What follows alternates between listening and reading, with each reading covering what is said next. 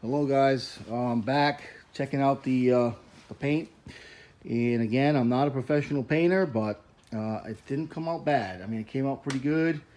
I think it looks really good. You know, came out pretty nice. All the frame came out really nice. Everything's looking good. You know, all the spots that I had to touch up came out pretty good, and I am wicked happy with it. Yeah, so it came out nice. So now it'll be time to put, everything back together again. Can't do it today. Unfortunately, got to go to work. And I'm also waiting for the bracket to be made so I can put on the back side of that before I can put my Detroit Speed heater delete panel up, which I have. That's all powder coated, so it looks gonna look good.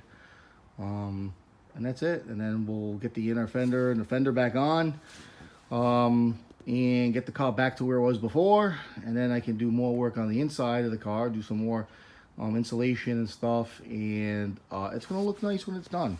So we're getting there. I'm glad I took the heater out because that thing was just a monstrosity in the way. I wasn't gonna use it. I only use this car in the summer, beautiful days. Never needs to have heat. It was just a waste of space, and took up a lot of room with a computer, and I got other a lot electronical components that need to be inside the car for all the EFI and the meth injection control, spot all the smart coil control. Just everything's gonna go inside there with the HP. So there's a lot of stuff that needs to be put in this car still. So just at least I got it, looking a lot better. And again, that heater is out, which opens up a lot of space inside the car underneath the dashboard, which is going to make it a lot neater. Hey, it's coming. It's a slow project.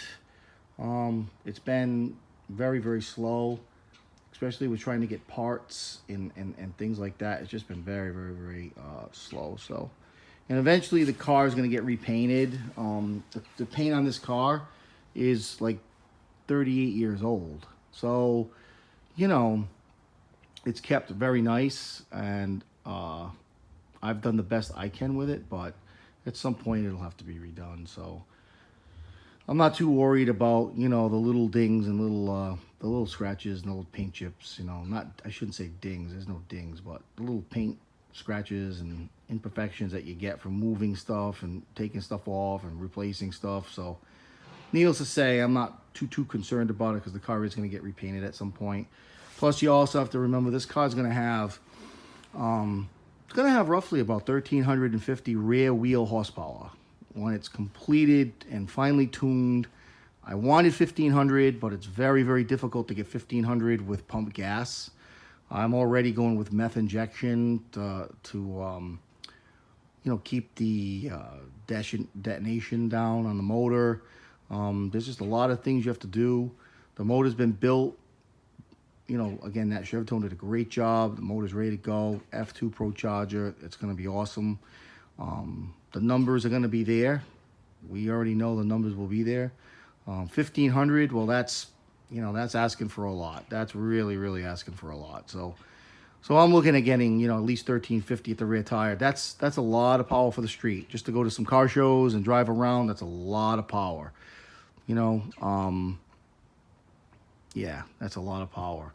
Eventually, a subsequential transmission will be put in the car when I can afford that. That's very expensive. So right now, that's on my wish list, but it's way down on the bottom.